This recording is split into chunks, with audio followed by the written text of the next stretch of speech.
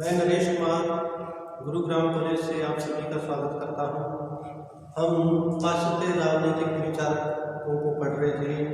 पाश्चात्य राजनीतिक विचारक में हमने हेगल को पढ़ा, हेगल के स्वतंत्रता संबंधी विचारों को पढ़ा। आज हम अगले विचारक फ्रेडरिक हेगल को पढ़ेंगे, जिनका पूरा नाम जॉर्ज विलियम फ्रेडरिक हेगल था। इनका जन्म जर्मनी के स्टुटगार्ट में सन 1770 ईस्वी में हुआ। इनकी प्रमुख रचनाएं हैं, जैसे नंबर 1 है the phenomenology of the spirit, the science of Loveness. Number 3 उन्होंने पुस्तक लिखी कम्युनिस्ट ऑफ द जर्मनी। फिर उन्होंने लिखी द फिलोसफी ऑफ हिस्ट्री। इन पुस्तकों का उन्होंने वर्णन किया और अपने राजनीतिक विचारों को आगे बढ़ाया। इसी प्रकार हम हेगल के राजनीतिक चिंतन का दार्शनिक आधार विश्वात्मा का विचार है। कांट के ठीक विपरीत हेगल अद्वैतवादी विचारक है। कांट में एक प्रकार का द्वंद्ववाद था। उसने केवल दृश्य जगत की वस्तुओं को ही बुद्धि में माना था। उनके अनुसार इस जगत के मूल में जो सत्य है वह बुद्धि में नहीं है। उसका अभ्यास हमें व्यवहारिक बुद्धि द्वारा ही होता है। हेगल ने इस विचारधारा का खंडन किया। इसके अनुसार यदि वस्तु अज्ञात है तो उसकी कल्पना करना भी व्यर्थ है। उसका आभास हो ही कैसे सकता है। साथ ही यह कहना कि कोई वस्तु अज्ञात है इस बात को सूचित करता है कि वह वस्तु वर्ण अज्ञात नहीं है, अन्यथा यह नहीं कहा जा सकता कि वस्तु अज्ञात है। हेगल ने इस तर्क द्वारा यह सिद्ध करने का प्रयास किया कि सभी कुछ बुद्धि द्वारा जाना जा सकता है। अद्वैतवाद हेगल के राजनीतिक चिंतन का दार्शनिक आधार उसके विश्वात्मा की विचार अवधारणा की खोज कर सकता है। विश्वात्मा की अवधारणा एक आध्यात्मिक विचार है। उसने विश्व घटनाओं की विभिन्न घटनाओं के एक विकास में जोड़कर विकास की एक अनुवर्तन प्रक्रिया क्रम का निर्धारण किया और यह सिद्ध किया कि घटना विश्वात्मा की अभिव्यक्ति की कहानी है। इसके अनुसार इतिहास में घटित होने वाली सभी घटनाएं विश्वात्मा के नियंत्रण विकास के विभिन्न चरणों का प्रतिनिधित्व करती है। हेगल विशुद्ध अद्वैतवादी विचारक है और इस जगत में दिखाई देने वाली जड़ व चेतना सभी वस्तुओं का उद्भव विश्वात्मा के रूप में दिखाई देता है। विद्यार्थियों के तदमस्ति आयात्मन ब्रह्मा की भांति हेगल का दार्शनिक सूत्र है, जो कुछ वास्तविक है वह बुद्धि में है और जो कुछ बुद्धि में है वह वास्तविक है। कांट के अद्वैतवाद का सार था कि केवल दृश्य जगत की बुद्धि में है। इसके अंतरंग में जो मूल तत्व है उसे हम नहीं जान सकते। हेगल ने इसे अस्वीकार करते हुए कहा कि मूल वस्तु को अज्ञेय कहना ही दर्शाता है कि हम उसके बारे में थोड़ा बहुत जानते हैं। हेगल के अनुसार जड़ और चेतना में आत्मा और प्रकृति में अंतर तर्क संगत नहीं है। यह सब विश्वात्मा के विभिन्न स्वरूप हैं, परंतु इस विश्व में जितनी भी वस्तुएं हैं वे सभी विश्वात्मा के विशाल विस्तार में समा जाती हैं। यह सारा विश्व एक ही समष्टि है जिसकी सभी वस्तुओं में विश्वात्मा रोक रहती है। हेगल के अनुसार विश्वात्मा मकड़ी के जाले की भांति अपनी अंत प्रेरणा से अनेक रूपों और श्रेणियों में क्रमशः प्रफुल्लित होती हुई पुनः अपने प्रारंभिक निराकार रूप में लौट आती है। यही सृष्टि का क्रम है। हीगल के अनुसार विश्वात्मा के विकास में अनेक सोपान, प्रत्येक सोपान अपने सोपान का बोध कराता है। यह सोपान आंतरिक तथा बाहरी जगत दोनों में पाए जाते हैं। आंतरिक सोपान विचार जगत का बोध कराते हैं और बाहरी सोपान दृश्य जगत का करवाते हैं। हीगल के अनुसार विश्वात्मा के विकास का प्रारंभिक रूप भौतिक अथवा जड़ जगत है। उसके बाद यह वनस्पतियों और प्राणियों में प्रकट होती है और इसका उच्चतम रूप मनुष्य में अभिव्यक्त होता है। इस प्रकार क्रम में मनुष्य की स्थिति सर्वोपरि है क्योंकि उसमें चेतना आत्मा रहती है।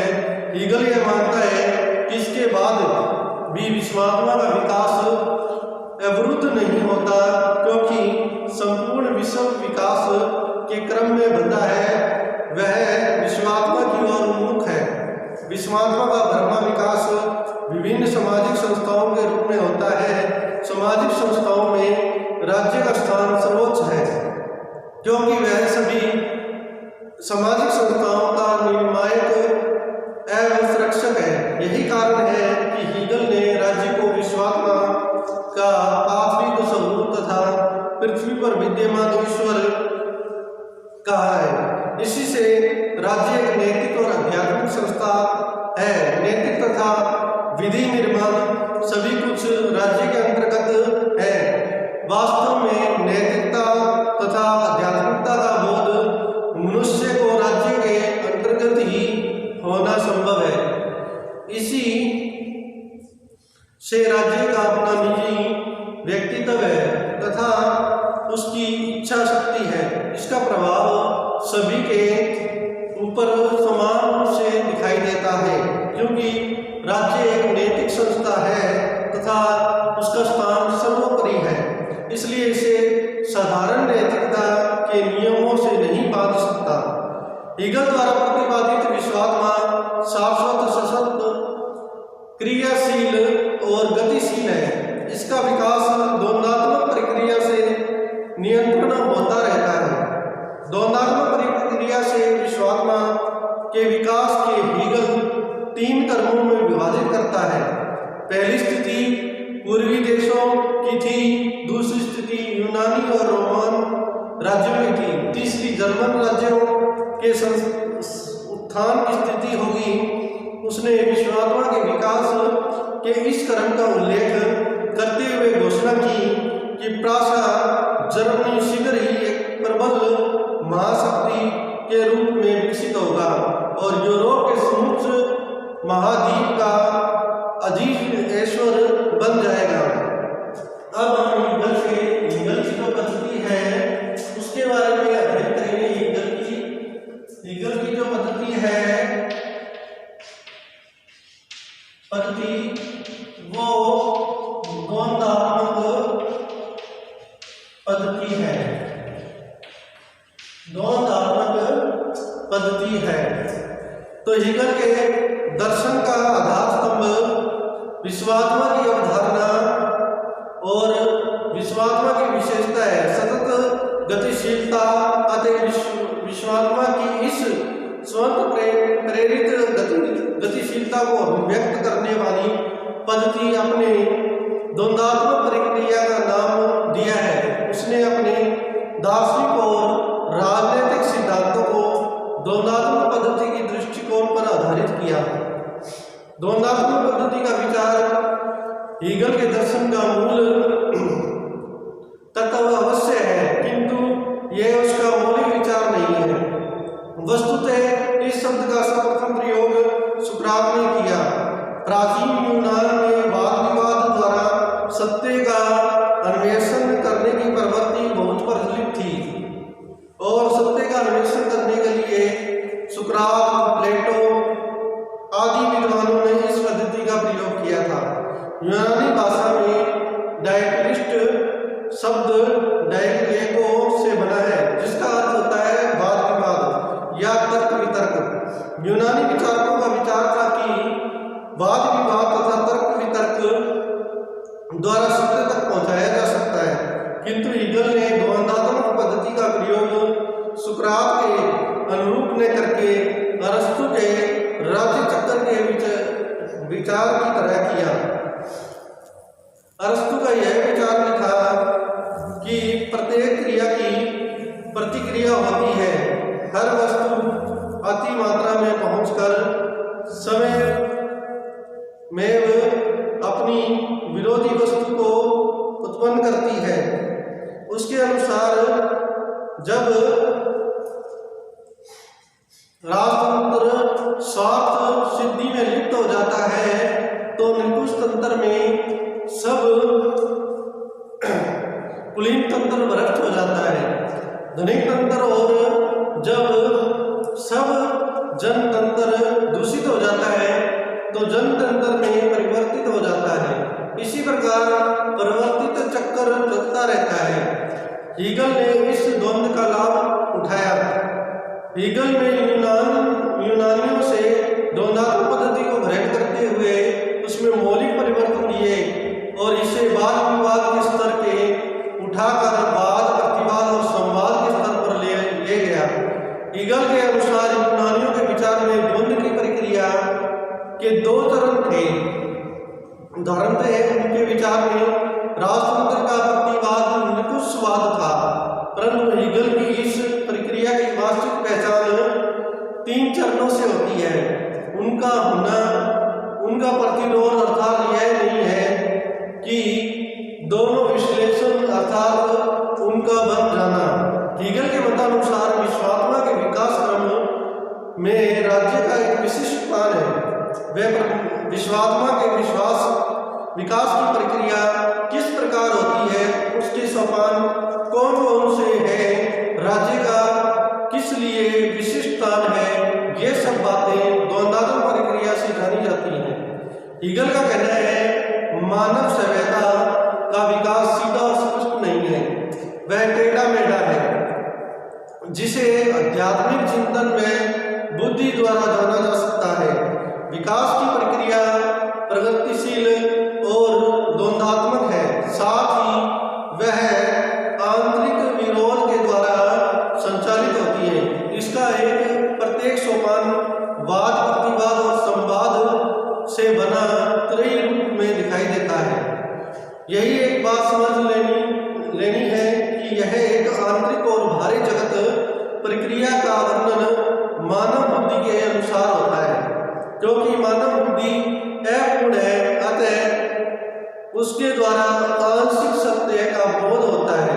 मानव बुद्धि धीरे धीरे सत्य की ओर उन्मुख होती है। किसी भी विषय के सत्य की जो प्रथम झलक मानव बुद्धि को मिलती है वही बाद है।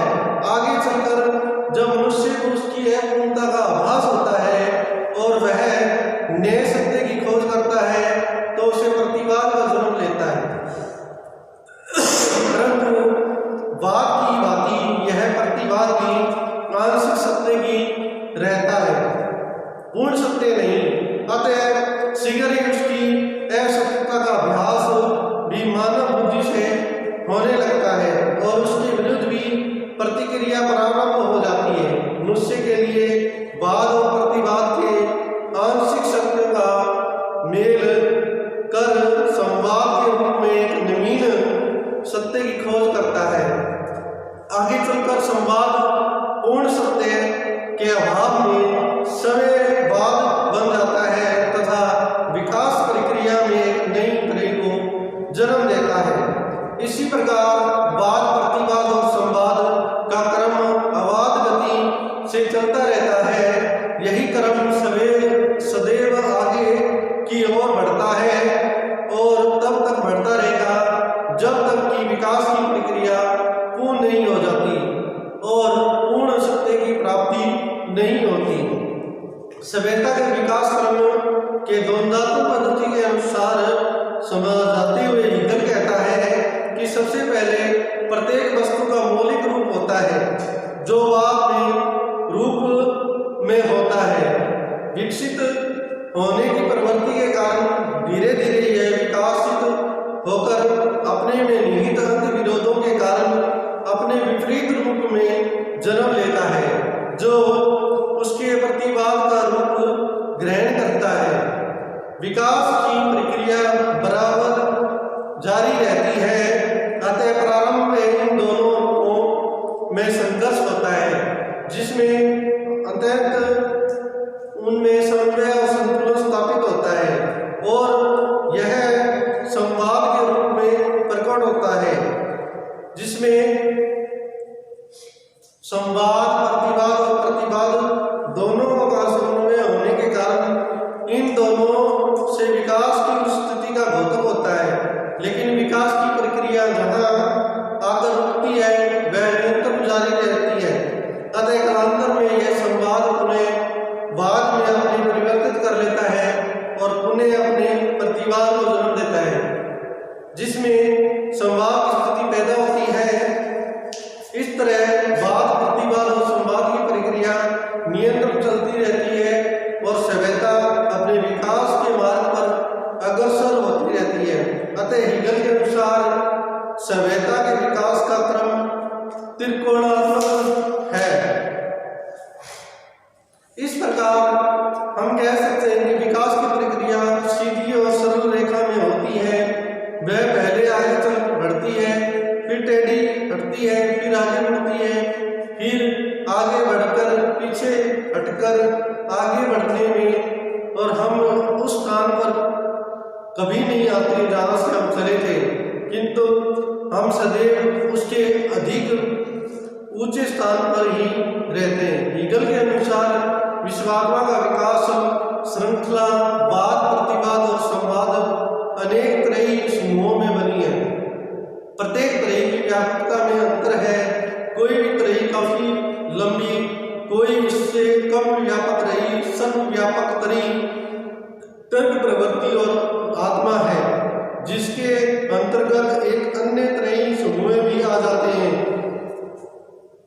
इस प्रकार हम अभ्यास करते हैं। तर्क सत्ता, साध और विचार है। प्रकृति यांत्रिक, भौतिक और प्राणिक है। आत्मा परमात्मा, ब्रह्मात्मक और निषेधात्मक है। इस श्रृंखला का क्रम हम तीन संगत में करते हैं, समय के अनुसार नहीं। अर्थात यह जरूरी नहीं है कि प्रत्येक तर्क अथवा फिर प्रकृति और फिर आत्मा आई। इसका अर्थ यह है कि हम विचार करना प्रारंभ करते हैं तो सबसे पहले तर्क पर आते हैं, जिससे हम किसी वस्तु की सत्ता ज्ञान होता है, फिर उस वस्तु के विचार का सार होता है। समझ में आने लगता है कि अंत में हम उसके बारे में विचार अपनाते हैं। विचारों को अधिक स्पष्टता से समझने के लिए हम प्रकृति के उदाहरणों का सहारा लेते हैं, जिससे यंत्र विज्ञान, भौतिक विज्ञान, प्राणी शास्त्र के सिद्धांतों का ज्ञान होता है। इन प्राणियों एवं भौतिक वस्तुओं में आत्मा नहीं होती। विकास क्रम में आगे ऐसी सिद्धांतों का ज्ञान होता है। इन प्राणियों और भौतिक वस्तुओं में आत्मा नहीं होती। पहले अपनी आंतरिक आत्मा का ज्ञान होता है, फिर हमें ब्रह्मात्मा का ज्ञान, जिसके अंतर्गत आचार शास्त्र, राजनीति और विधान शास्त्र आते हैं, और अंत में विषय की निष्पेक्ष आत्मा अर्थात कला, धर्म, दर्शन आदि का ज्ञान होता है। हीगल इस सिद्धांत को जीव शास्त्र, तर्क शास्त्र, बुद्धि शास्त्र आदि सब सांसारिक क्रियाओं में लागू करता है। उदाहरण में द्वंद्वात्मक प्रक्रिया को समझा जा सकता है। हीगल के अनुसार जीव एक संघर्ष का परिणाम है। यह वीर्यवाद, रज प्रतिवाद के संयोग से गर्भाशय में 9 माह बाद शिशु का रूप संवाद धारण करता है। शिशु उस समय तक संवाद है जब तक उसमें प्रजनन के लिए वीर्य का रस का उत्पादन नहीं हो जाता, जिससे अंडे के उदाहरण से भी समझा जा सकता है। यदि अंडे को वाद स्वीकार कर लिया जाए तो चूजे से लेकर मुर्गी तक के संवाद माना जा सकता है। मुर्गी जब अंडा देती है तो वह पुनः वाद बन जाता है। वनस्पति जगत में बीज के